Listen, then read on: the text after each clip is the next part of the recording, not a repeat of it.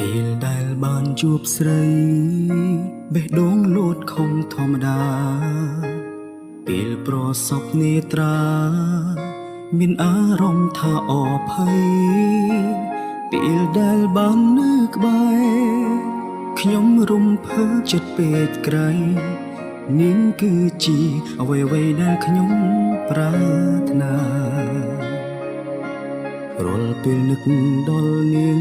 ខ្ញុំតែសុំលឹងមើលព្រះច័ន្ទផ្ញើសេចក្តីស្រឡាញ់ផ្ញើស្នាមញញឹមនាងគឺជាមនុស្សដែលខ្ញុំស្រឡាញ់គឺជាមនុស្សស្រីដែលខ្ញុំរង់ចាំស្មោះស្ម័គ្ររាប់រយពាន់ឆ្នាំមិនប្រែប្រួលឡើយទោះបីយើងព្រាត់ភពព្រាត់ជាតិគ្នាទោះត្រូវជប់នឹងឧបសគ្គអ្វីក៏ដោយមិន